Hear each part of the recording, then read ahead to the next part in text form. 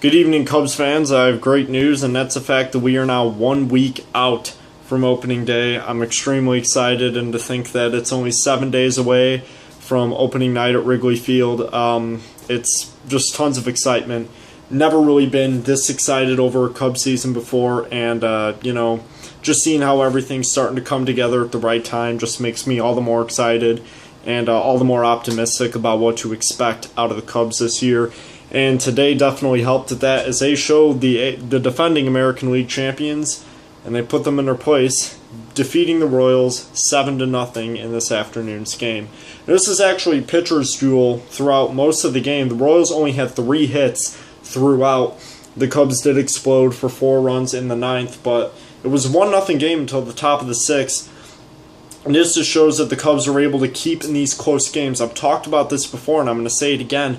These are the types of games, for the majority of this game that they had to stay in, and that's, how you really win ball games, is making sure you don't give up those really tight leads. The 1 to 3 run leads are really the toughest to keep, and, that's something that the Cubs have had a lot of problems with in the past, especially in 2013 and really for the first part of 2014. So if they're really able to get themselves past that and revamp moving forward, that can be tremendously helpful to the Cubs, and they've been doing that a lot this spring training on this recent hot streak that they're getting on, and it's it's really good.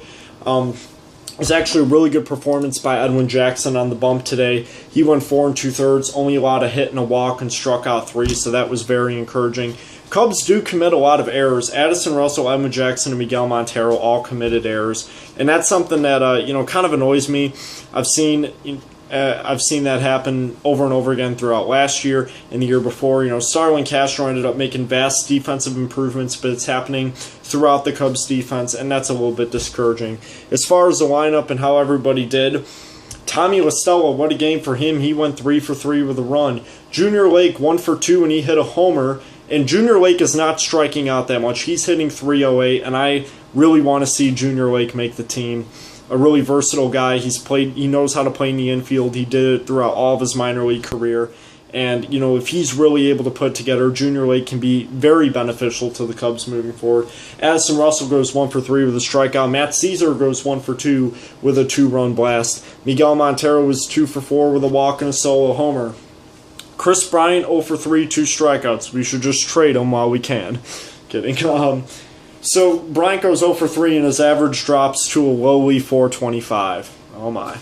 He was in left field today and didn't commit any errors, so that's good. Ryan Sweeney goes 0 for 2 with an RBI. Javier Baez had a rough game, 0 for 4. He struck out 3 times. Joe Maddon has reiterated that he prefers a really solid defensive second baseman, but I'm kind of tired of that because we did have to stomach Darwin Barney for a few years. Granted, Darwin Barney doesn't have the potential to hit 40 homers, but I understand that having a really good defensive second baseman means a lot, but at the same time, with somebody that has that caliber talent of Javier Baez, I want to see him hitting. Baez is now hitting .173 this spring. Mike Baxter picked up a hit. He was 1 for 3. Mike Holt was 1 for 2. He came in later in the game.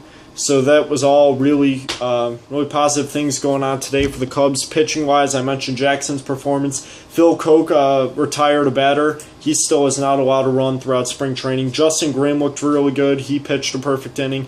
Brian Schlitter, perfect inning in the 3rd with a strikeout. Blake Parker went 2/3, only allowed a hit.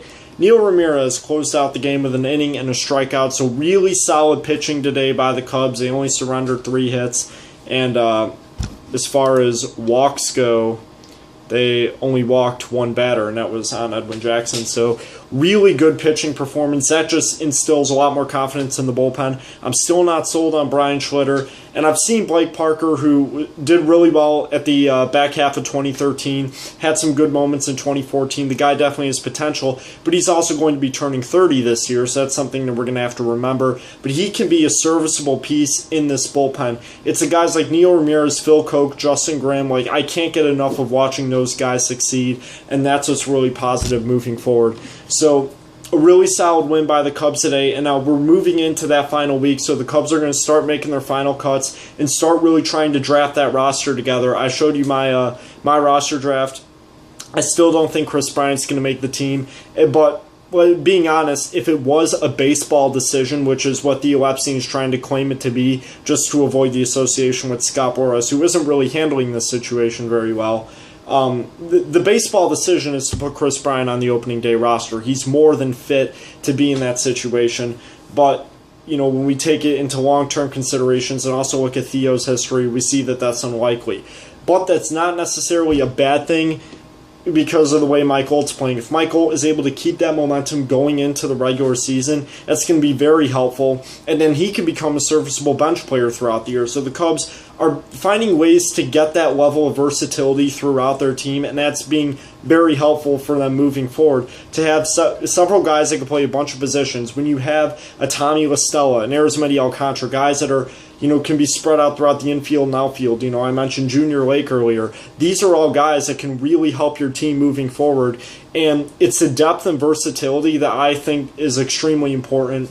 And if the Cubs are able to solidify their bullpen a bit more and get the guys performing consistently, especially when you have starting pitchers are going to be going deeper into games, then that's really helpful. So I'm really optimistic about the Cubs season. I can easily see 85 to 90 wins, and I'm not exaggerating, and I'm not trying to act like I'm drinking the blue Kool-Aid. I'm actually being honest. I think that this team can win 85 to 90 games, barring any injuries. That's all I have today. We have plenty of hope from Clark and Addison. We are 1 week away from opening night. I'll be doing 2 videos that day, one before the game, of course, one after, but I'm extremely excited. That's all I have for you today, Cubs fans, and I'll be putting the videos back on YouTube now that I'm back with my desktop here in Columbia.